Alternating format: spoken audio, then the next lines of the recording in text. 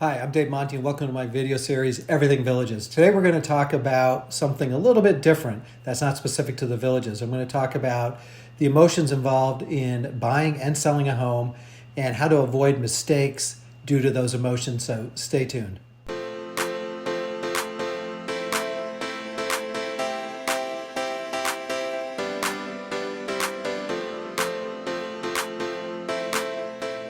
Like I said in the introduction, we're going to talk about how emotions come into play in buying a home or even selling a home. And we're going to talk about some of the areas where sellers and buyers make mistakes and kind of how to avoid those areas. When you're buying anything, you're always taking a little bit of a risk. I don't care what you're buying, whether it's a dinner at night, whether you're going to like it or not, to buying a home. The bigger the purchase, the more emotional it becomes because of that risk. And buying a house is probably the biggest purchase any of us ever make. You're going to compound that with the fact that you're retiring. You're going to go from having a paycheck to spending your savings. You're most likely going to be moving from a different area into the villages. You don't know your way around. You're not sure where's the best location for you. And it's just a lot of changes going on at one time. Moving is probably one of the most stressful things that anyone has to do. So when there's high emotions, it can affect decision making, and that's the goal, in my opinion, of a good real estate agent, is to help you sort through the emotions and make logical decisions. The other thing that's hitting buyers right now is the fact that we have an unprecedented seller's market, so inventories are a little bit low. We're not as frenzied as we were about a month ago. The interest rates are starting to increase, and just for context, this is being filmed in the spring of 2022. But interest rates are starting to go up. Housing prices continues to creep up very slowly. So there's that fear from the buyers that if they don't act right away, that they're going to miss out on finding a home that's going to suit their needs. When you're selling a home, there's also emotions involved, especially in a retirement community. A lot of times people are going on to different circumstances, whether it's assisted living, they're moving back up home with grandkids. Sometimes something happens. There's always a lot of compelling events health-wise at this stage in people's lives. Might happen to one spouse or the other. Sometimes the spouse that's left to handle this transaction has never done it before in their past, never really handled finances. So it can be very emotional and complicated. What's interesting is that before a sale, buyers are all excited. And the sellers are all nervous. As soon as that contract is signed, sellers are woohoo and buyers get a little bit nervous. So we'll talk about why that happens to buyers. Sellers, it's pretty obvious. You're excited that you find it's kind of like a weight lifted off your shoulders. All right. I should have said this in the introduction. Part of the reason I'm doing this, I kind of miss doing some sales training. I was an executive in my past job, and what I loved most about my job was actually training newer salespeople how to be better salespeople. I've actually written 2 sales books, but more importantly than have written 2 sales books, I've researched the living daylights out of selling. There is a science to it. There's an art to it. It's very hard to learn the art of selling, but it's pretty easy to learn the science. The hard part is you have the discipline to adhere to the science, because if you do, you can really crush it in sales. So again, a little bit self-indulgent because I just miss teaching sales. If you've watched any of my other videos, you know I'm kind of analytic. I'm kind of a geek. My degree is actually in engineering, and I ended up in sales 30 years ago. But I actually have a favorite graph. I'm not sure everyone can say they have a favorite graph, but I do. I spent a career looking at this graph just to remind myself to align myself with the buyer. And so what is this graph? And then I'll explain what it means to align myself with the buyer. All this graph does is represent what naturally happens in any purchase a buyer makes. Okay? There are 3 main phases when you buy something. The one is determining what you need to buy or what your needs are. Okay? Figuring out what solution is the best to fill that need, and then actually pulling the trigger and actually purchasing it. Okay, and Some things are easier to purchase. I'm buying a stick of gum. I put a card in, and and I pay for my stick of gum. Buying a house is a lot more complicated. You got closing documents. You got to pay taxes. You got to pay. I mean, it just is a complicated process.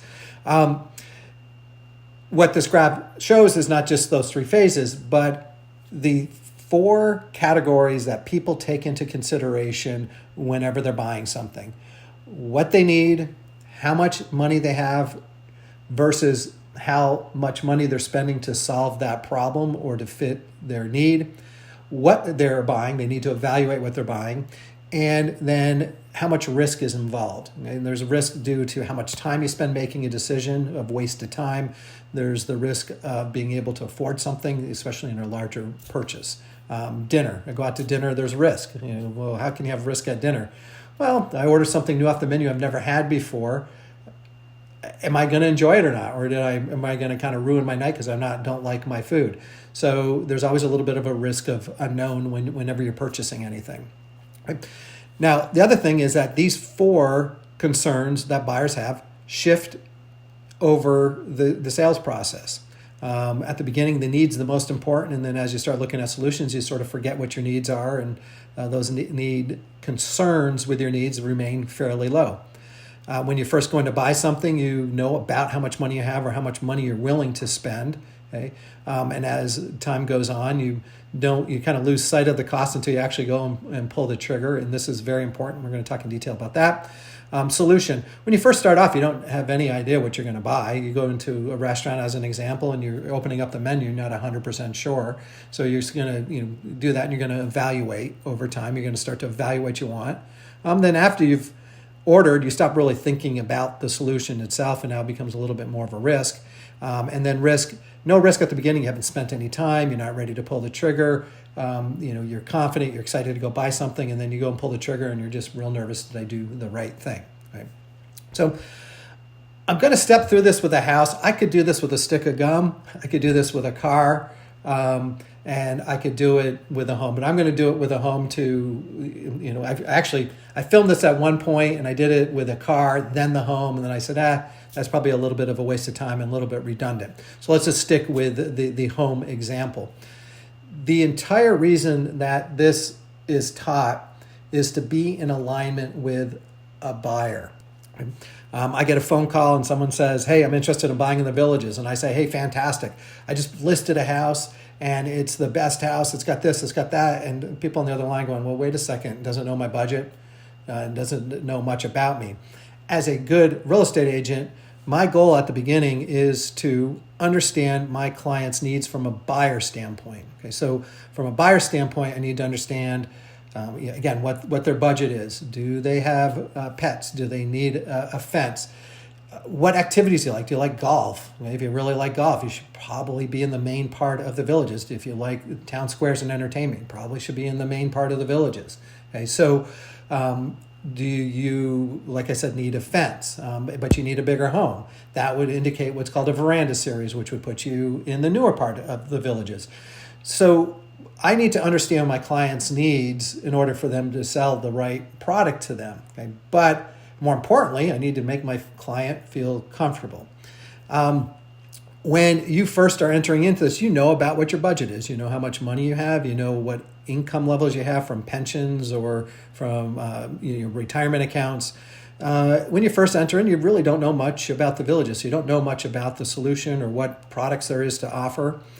Things have changed over the years, and I don't want to get into that in too detail, but a lot of my clients are now hopping in right here because you can do so much research online. 15 years ago, you relied on your salespeople to really educate you on what's available, but now a lot of our clients are hopping in right here. And then the last concern is risk. At the beginning, you don't have really much time into it. Your house might not be on the market. But as you go and buy stuff and all of a sudden your house is on the market, it's sold, you got to move in within a couple of months, man, it just becomes hectic and becomes frenzied. Here is the most important part of where motions, this is where, in this phase, when you start looking at homes, it is the most important time to sort of pay attention to the emotions of buying. The reason is because you start looking at homes and you're concerned with what you originally said you needed starts to go out the window. You stop thinking about what you need and you start really just looking at the bright and shiny stuff.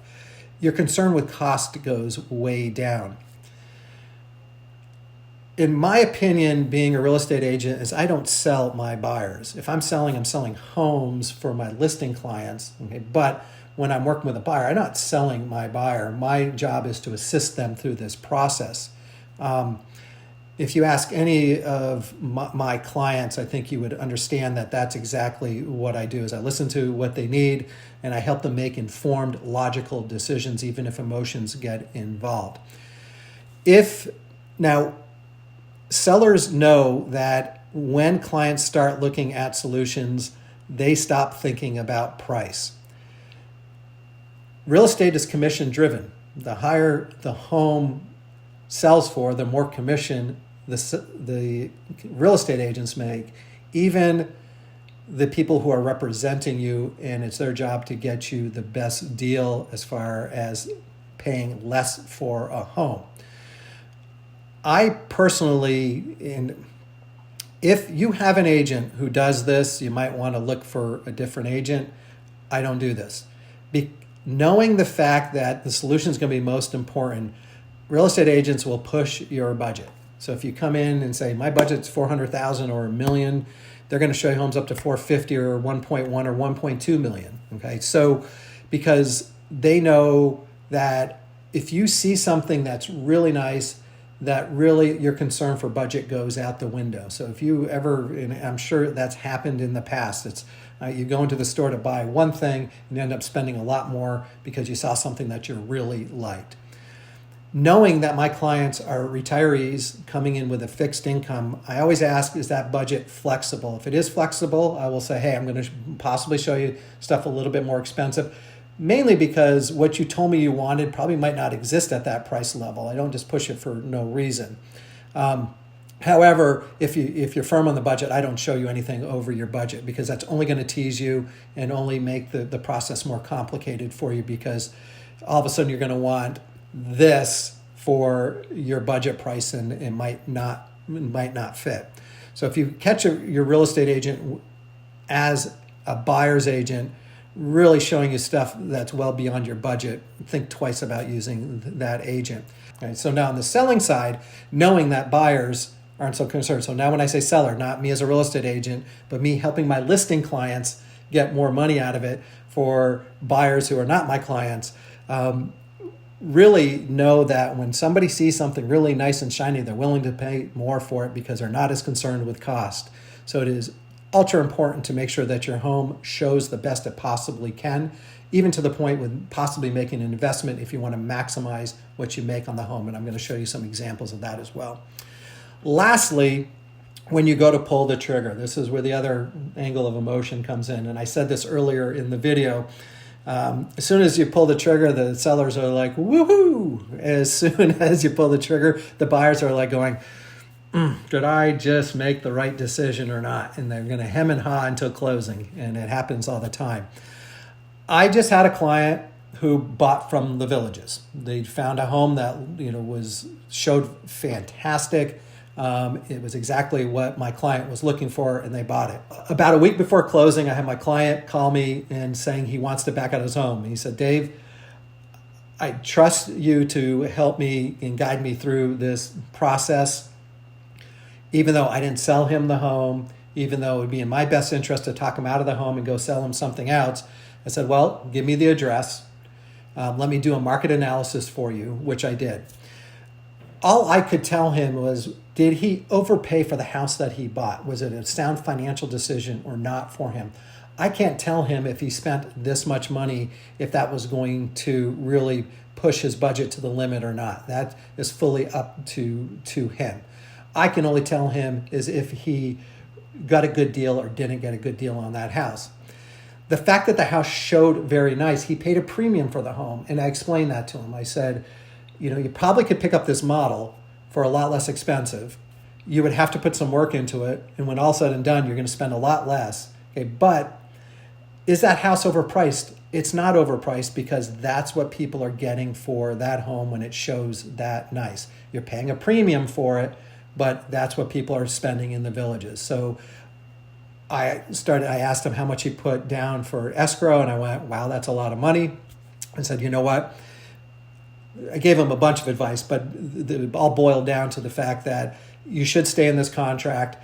You did pay a decent price for it. It probably would hurt you more to pull out at this point. The amount that you put down in escrow would more than cover closing costs if you ever wanted to sell it, and you won't be upside down in the home. Okay, so, but that was a week before closing, and he had buyer's remorse for one reason, and here's the reason. Everyone has buyer's remorse, but this risk level goes way through the roof if someone does this. In other words, they went in, they forgot about their need, they forgot about their costs, they saw something bright and shiny, and they probably paid more than they wanted to, right? So yes, he paid more than he wanted to because he went over his own budget, okay? But at the same time, he didn't pay too much for the particular home that he got, right? Now, I could speak all day about this, and you're probably already bored with it. Okay, but I am going to move on. But I love this graph, and you can pretty much take any sales example at any way along the buying process and really kind of understand this is exactly what happens. I could throw a stick of gum in here, and it's exactly what happens. Right? All right. So let's get some details here. I've mentioned this a few times already. Now, there's going to be a little link that pops up somewhere. I'm not exactly sure what it is because I'm fairly new to using these tags on YouTube, okay, but it's somewhere here.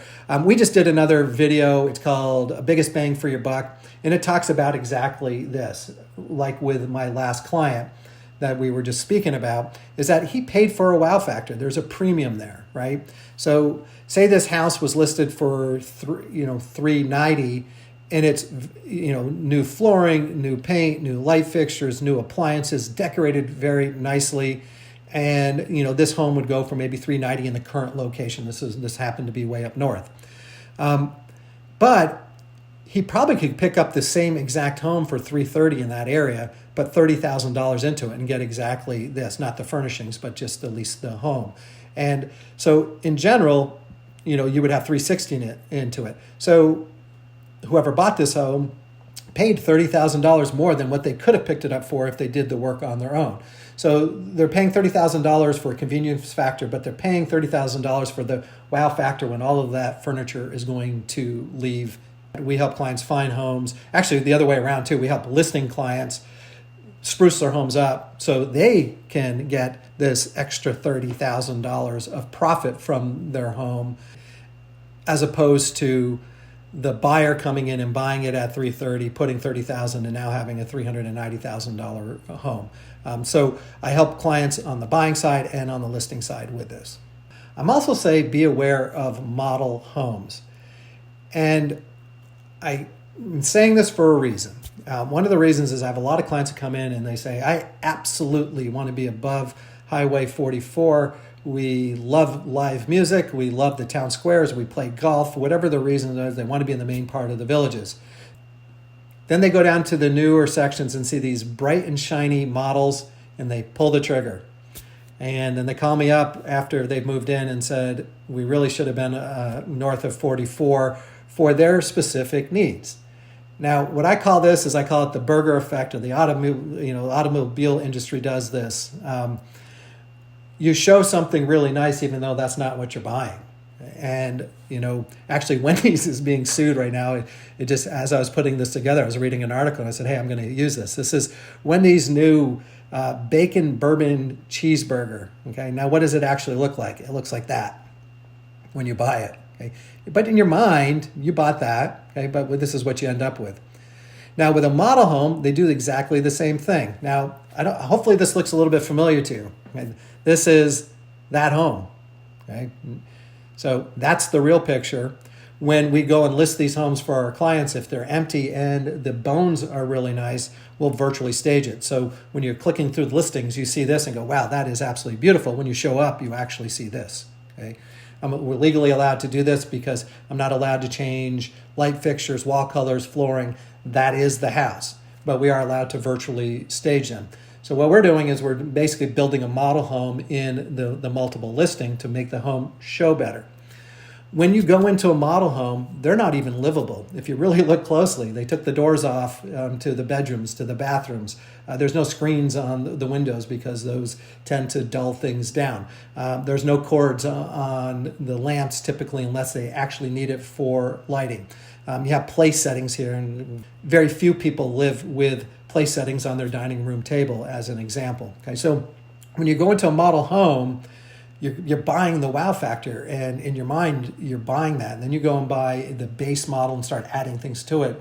But that base model 90% of the time will never look like that model. Okay, so I'm going to use another example. This is not inside the villages. I had a doctor who came into a town. They had kids. They can't live in the villages. Same exact model. Same exact model. One's decorated like this to the, looks absolutely stunning. The other house, same model, not decorated nicely, had more upgrades. It had granite countertops. It had the crown molding. It had the wider baseboard, California closets. It had been tweaked, but it was decorated kind of lousy. I tried to explain that to my buyer over and over again. I said, this is a nicer house. It is $60,000 less. Okay. This house over here has a ton of furniture in there that the buyer is going to take with them. You're in love with the furniture, not with the house. Guess which house he bought? He bought the one with the furniture. Imagine the disappointment when he walked into the house. I tried my best to get him to buy the less expensive home, and he ended up buying the more expensive home anyway. That's the power of staging. That's the power of a model. I say this because when you walk in and see that shiny, I'm going to go up.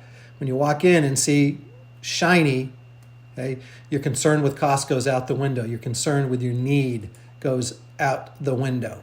Okay, so when you are looking to pull that trigger, make sure you're concentrating on your needs. Make sure you're paying attention to your budget so you're making a logical decision and not buying something shiny. Right. Enough of that. Okay, so that's big mistake number one. And then we talked about the fact that if you do feel like you overspent, then when you get that buyer's remorse at the end, it will be through the roof. You're going to get it anyway. You will get buyer's remorse anyway, any big purchase that happens. Okay, but you're sitting at dinner and you see something walk by. Oh, I should have got that. That looked much better. People do it all the time. Okay, and you will get that with a home. But when you feel like you've overpaid for something, you really will get buyer's remorse. Right? Okay.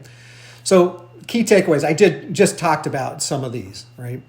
Know your budget. Stick to your budget. Understand what you want from your home and from retirement, because a lot of that will affect the location that you want. Know the type of floor plan that you want. Constantly refer to your own list of this is what I wanted and here's the budget I wanted to stick to. Okay, and again, do expect some buyer's remorse. Now, as a seller, how can I take advantage of that buying cycle? Again, a seller, not a salesperson. I'm not taking advantage of my buyers. But when I'm helping my client list, I am going to take advantage of buyers' natural tendencies in order to maximize the profit for my listing client. I mean, that's my job. Right. So if it's not decorated nice, we try to push to decorate it. If your goal is to get in and out and quick, then this is not for you. But we do help clients update their homes. We try to get them to a wow factor. Usually we like when we update them to actually show them empty, because a lot of times the existing furniture is probably as old as the home itself. And then we'll virtually stage it here because people will kind of fall in love with it online. And when they get there, now they can actually envision this furniture in there. Just like when you're eating that little greasy hamburger in your mind, you're thinking you're eating that bourbon burger. Okay. All right. The other thing that I do for my clients, knowing that there's going to be emotion through the sales cycle, and it might be something small, but very first thing I do when I list a home for a client is actually buy them the warranty the day they start. For a couple of reasons. It's happened to me a few times already where my client lists their home and in a couple of days the refrigerator goes out or their ice maker breaks or something happens. So, and I think offering a warranty to the seller provides a little bit of a peace of mind. We're competing against a builder who's going to give a 1-year warranty on a new home. You should do that as well. So I actually buy that for my client. So even right up front, We can transfer that to the client. We can market that to a potential buyer. And the other thing is, if through inspections we find something that's wrong that this warranty covers, then we can save money on repairs and such. Right. So that's the key takeaways for the sellers. Help them, eliminate the risk. I help my listing clients do this. Okay. And, make that house shine. Really, the better it shows, the more emotional people will get. Right.